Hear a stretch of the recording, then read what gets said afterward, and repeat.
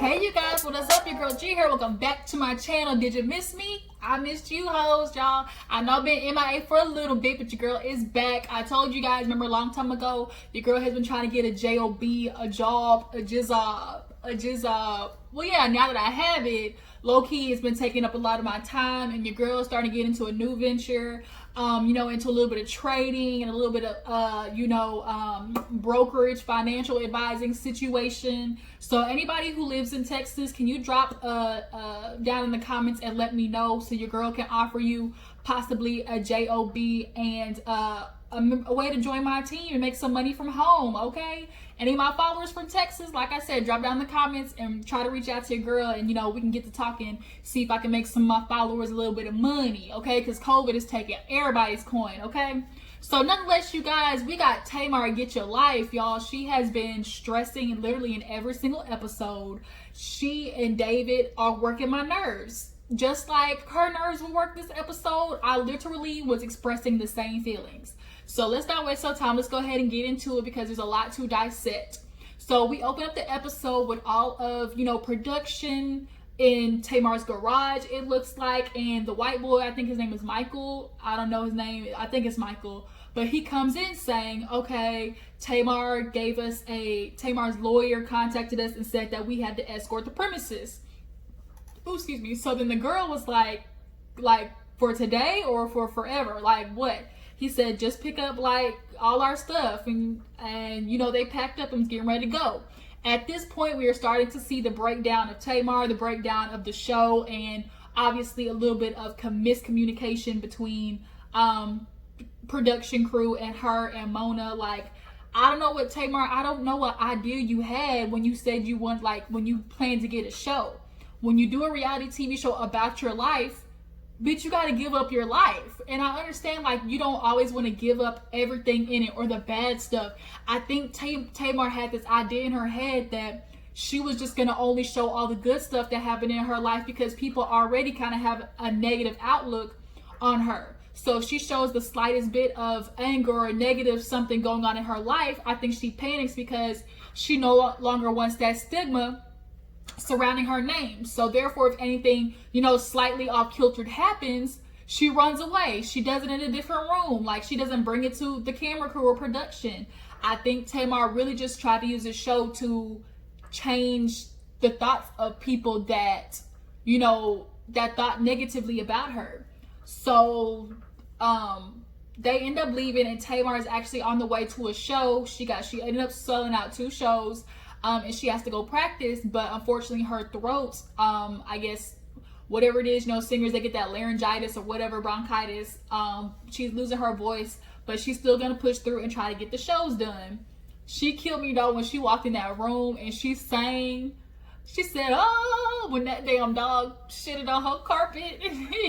She called David. He was like, well, I take him out, in the beginning of the day, after the day, so it probably looks like you should take him out. And she was like, for real? One of the people ended up picking it up for her. So they do the run through, right? She is kind of just walking through, but you can tell she's not really feeling it. She's critiquing everything. It's not going the way she thought it would go. And Goli is in the stands watching, and she can already tell something is messing with Tamar's chakras. When you have energy that's aligned and you're working on yourself, the slightest bit of, negative energy can really just puncture that little bubble that you have been creating around yourself, So, after she finishes doing the walkthrough, the sound check and stuff like that, she ends up going in the back with Goli and trying to do a little bit of a mental workout, whatever you want to call it, a session. And so they're going through her zones. They're not recording it, but you can still hear on the mic her Goli walking through her with the stuff, and she's going okay, breathe in and focus on your stomach. And basically what happens is you try to activate all the different zones in your body, working from your ankles, your feet, all the way up to your head, because each part of your body has its own energetic zone. So you contract your muscles, let them go, release, contract and release. And basically you're telling your brain to just activate each part of your body until you get to your head. Your brain to try and clear the mental space. It's all about being in tune with your body, becoming one with yourself, and, opening that third eye. Everybody has that third eye. It's just that not a lot of people know how to, unlock that type of spiritual awakening or, personal awareness about themselves. And in the past, Tamar has definitely lacked awareness about herself. It's so obvious when she's coming off to people. She likes to call it, I'm getting punished for being me. And it's like, okay, that might be you, but bitch, that still doesn't change the fact that how you're acting is dead ass wrong. And Tamar in the past has definitely had trouble with realizing, okay, you want to claim it's just you, but no, really you're having an attitude and being inconsiderate and being confrontational for no reason. Like, that is Tamar. So they get done with that, and we see David. He calls himself trying to be the new Iyanla, I guess, the Nigerian Kukaracha, and he decides he's going to contact Tracy's husband. We all know Tamar and the family have had a very rocky past, and he says, his family's super close. He always does this comparison between Nigeria, African people, and the U.S., and if you really want to be real, true people know, like black people know, if you are around Africans, they really don't fuck with us like that. Like black people, like what they want to call African American people, like true Nigerians, Haitians, Africans, they don't really fuck with us like that. And you can tell he's kind of got that high sedity, snobby, attitude. And a lot of Haitians, Africans, Nigerians, they carry that air about themselves like they can never be wrong. Like, oh, I'm all that in a bag of chips. Honey, bitch, you a crumb on the floor, okay? Like, you not all that in a bag of chips. So he sits down with David. He's really like, I don't know what's Tracy's husband's name? I forget him, but David sits down with him and starts discussing, the whole Napa situation. When all the sisters try to get together in Napa and discuss their issues, shit went haywire. Tracy, we saw the flashback, was like, you make it so hard for people to love you. And let's think back, you guys. Tamar is a very difficult person to love. And I get what Tracy was trying to say, because we cannot lie and sit there and say, through the past, we've watched how Tamar has interacted with her sisters, and all of them at some point have gotten in an argument with Tamar and just given up because the conflict with her is so draining. She's like a dog with a bone. When she gets a certain type of way, she talks over you. She starts becoming Tamar Get Your Life, not Tamar Braxton. Like, there's Tamar Braxton, and then there's Tamar Get Your Life. And when she turns this head, Tamar Get Your Life, that whole persona comes through that she's created for herself. That type of Tamar, and it's hard to deal with.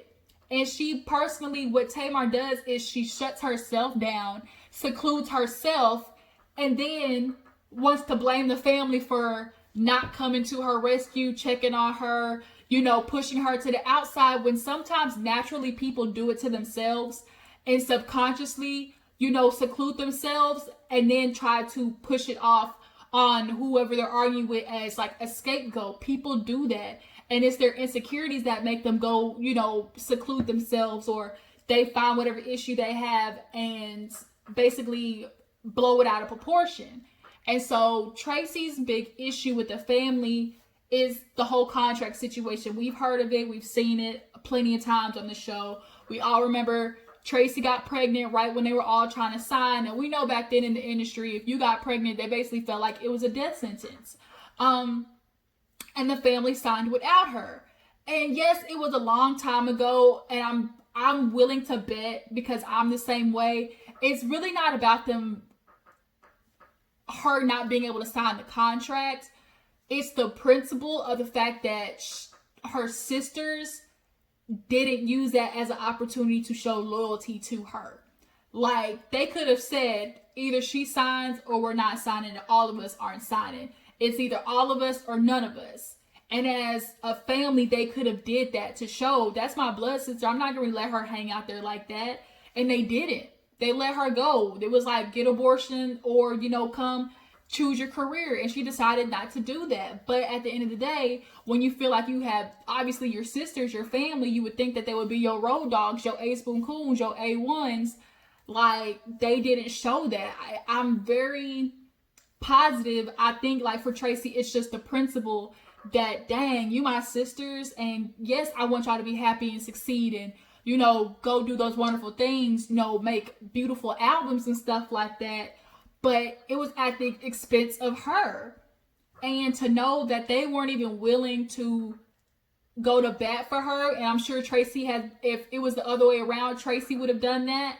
But people who are givers and carers like me, such as myself, like, I'm always going to be a carer, a giver. I take care of people more than I take care of myself.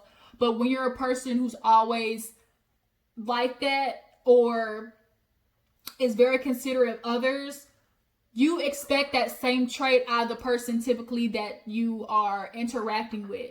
And sometimes you have to understand not everybody's going to be like you. And I think that was disappointing to her ultimately. But David, he's sitting here like, oh, we got to get them together. I don't understand. In Nigeria, families, they get together. Families become one. Nigga, we done seen a whole bunch of Nigerian African families that do not get along. They literally shun their kids if they don't choose a career that they expect, which is a doctor, a lawyer, a physician, those type of very white collar jobs. Night Africans be ready to just be like, chop, chop, like, kaput.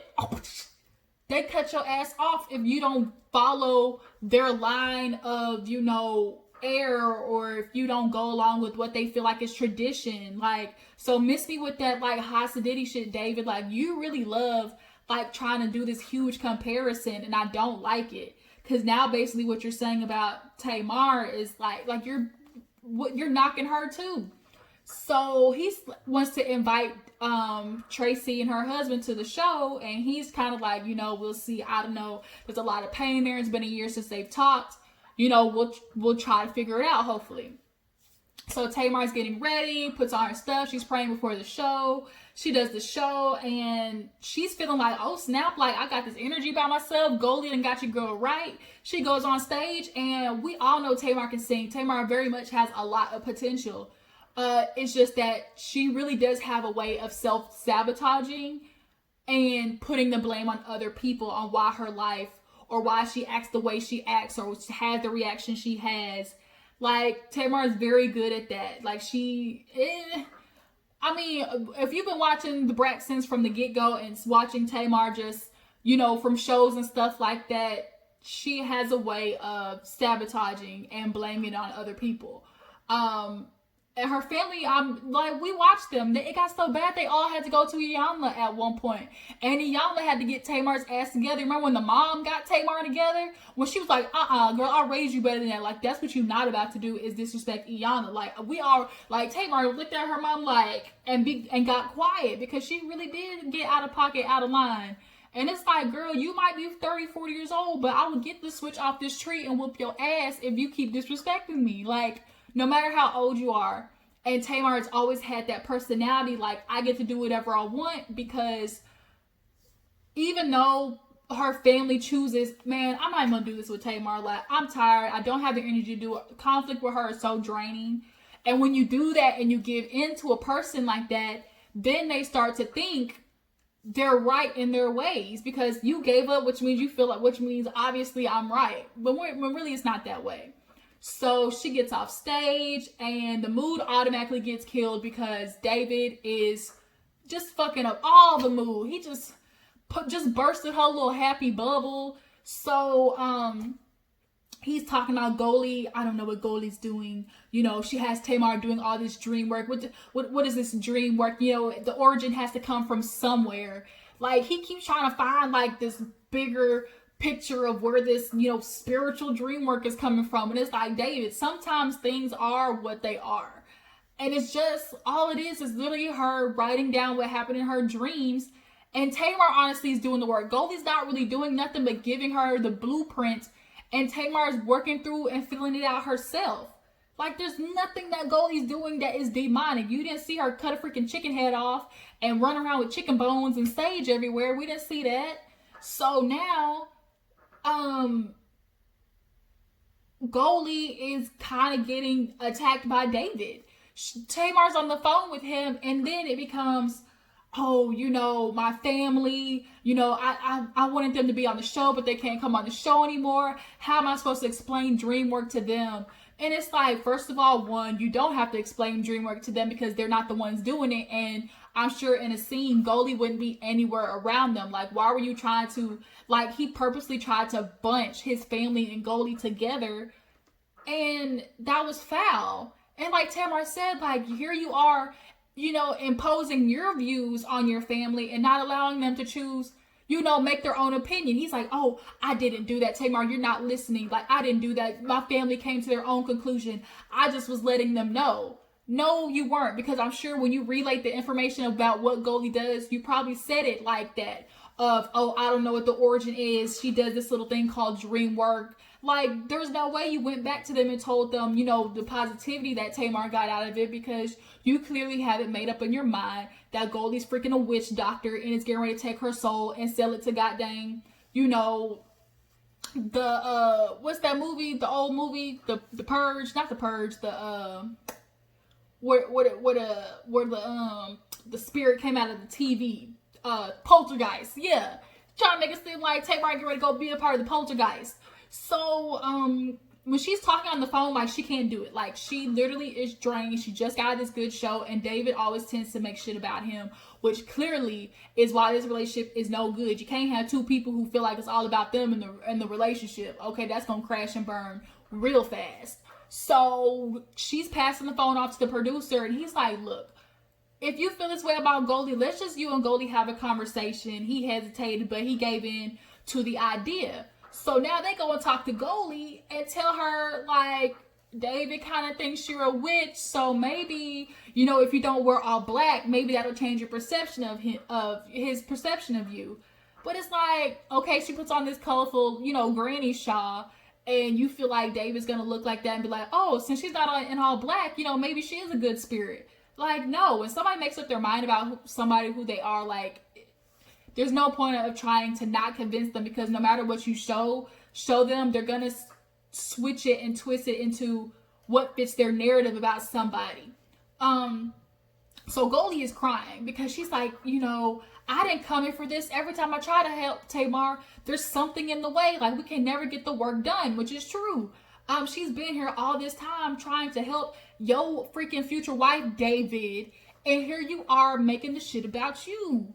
So, now that freaking David is calling her a witch, it's like, where are we supposed to go from here? Because this is all about Tamar. Like, Goli is doing the work with Tamar, and it just seems like the more clarity she gets, the more stronger she gets, the more awareness she gets. And for a man who typically is obviously the alpha or the controller of a relationship, having a woman who's aware of herself and her surroundings and spiritually aligned is not a good thing, because then they no longer become silly putty in their hands or malleable to the point where you could fuck around with their minds or just dick them down on Tuesday and, get them, sexually addicted to you, addicted, like, to the point where they're not thinking straight. And then the manipulation comes in, where he literally says, oh, Tamar, I don't want to go on your show and talk bad about Goli. You could ruin her career. If we say anything negative about her, like, you'd be the one, possibly jeopardizing Goli's career. Excuse me, hello? I'm sorry, Tamar hasn't been the one saying negative stuff about Goli. So why would Tamar be the one jeopardizing Goli's career? You see the way he tried to turn that shit on her? He really tried to sit there and say, Tamar, you'd be the one, you don't want to mess it up for Goli, right? You love her. You would totally be responsible for, people looking at her in a different way, like she's, negative, and I don't want that for you. I don't want you to hold the burden of realizing you messed up Goli's reputation. I'm like, oh, this nigga slick. Like, he really be trying to flip the switch on a hoe. So, for him to say that, you could tell right there that David definitely loves playing those mind games. And we're definitely starting to see the breakdown between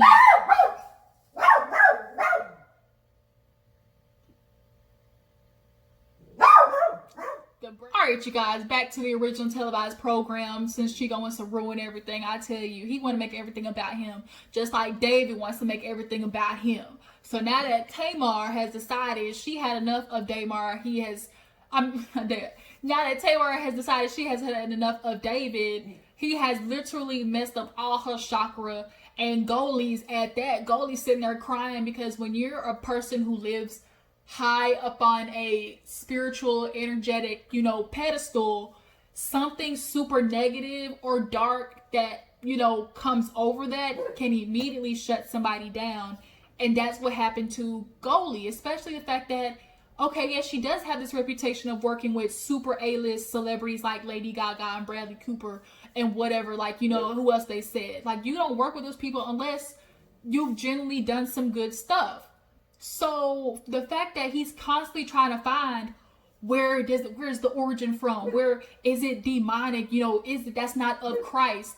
First of all, there were people who read dreams in the Bible. My grandma on my dad's side, she was not necessarily a dream reader, but some people are blessed with the ability to have dreams that speak subconsciously to their life. Or have you ever had a dream and the same thing that was in the dream happened in real life? That happened to me plenty of times. Like, I've had dreams that literally have predicted my future. I know it's weird to say, but I've had dreams that literally were stepping stones in my life, and I'd be like, dang, oh my God, my subconscious was telling me about this, and that can be good learning tools for people, to better prep themselves spiritually or for the future and make them a better them. So now that Goli's in tears and Tamar's fed up, here comes Mona Scott Young. Here she coming through looking like a big old burrito in her little brown shawl. I don't know what you want to call it. I'm sure it's probably something fancy that didn't need to be that expensive. So she gets called to, the set because everybody's having this issue with Tamar not really letting them in. So Tamar goes to sit down with Mona and she's like, what is going on? And Tamar's just like, I'm dealing with a lot. My family, they're not around. David's having his opinions about Goli and I can't really, figure myself out. And so Mona tells her, Tamar, look, you decided to do this show, and even though things don't go the way you don't want them to, you have to let us into that. That's what you agreed to. And yes, as a TV show, Tamar, you definitely, the good's going to come with the bad. And you can't only show the good because that's not real life. And I think that's what Tamar was expecting out of the show, for her and David to show, because she's always bragged about David. Oh, this man treats me so good. Oh, he's this and that, one of the best people I've ever been with, And now that he's not showing that and they're fighting, she doesn't want to give people that ammunition. So now Mona's looking at her look, okay, David's saying that he doesn't want to bring his family around. Goli doesn't have to be in the same area as his family. Why? I don't know why he tried to connect those two. But if David wants to come around, we'll just do something with y'all two, or we'll have him and Goli sit down. But it just seems like there's always outside forces sabotaging the situation. And I honestly think Tamar sometimes likes allowing these, outside entities to distract her, sabotage her, because then it justifies her negative emotions that she has already in her, in herself. So then Mona's looking at her girl, I'm not no therapist, but it definitely seems like you are holding a lot of stuff in regards to your family.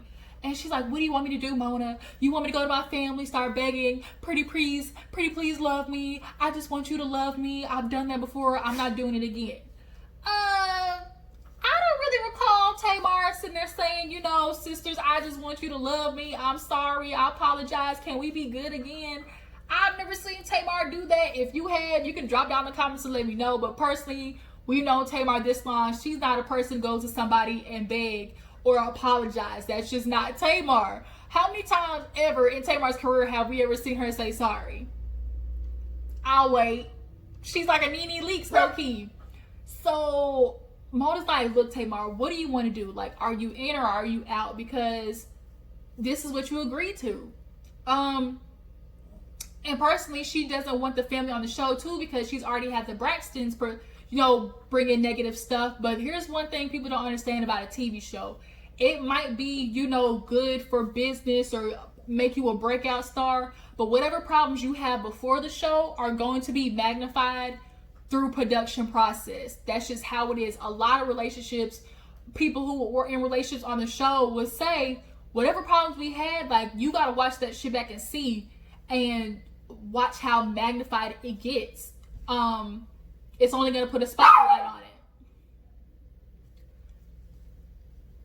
All right, you guys, Chico wants to ruin that recording. So we at the end anyways. Mona and Tamar decide that they are going to try to push forward, and Tamar needs to talk to David, because that nigga's getting on my nerves, and I don't know how the hell he feel like he could run Tamar's life.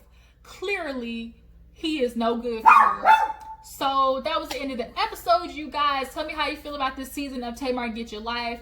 Do you feel like David should have already got the boot and exited stage left? And what do you feel about Goli? Do y'all feel like David is correct with having Goli as this demonic, satanic, witch god? Or do you feel like she's genuinely there to help Tamar, and Tamar's just there to allow somebody to sabotage it? Appreciate you for tuning in, you guys. Before you go, make sure you like this video, subscribe to my channel. I will catch you guys in the next video. Deuces.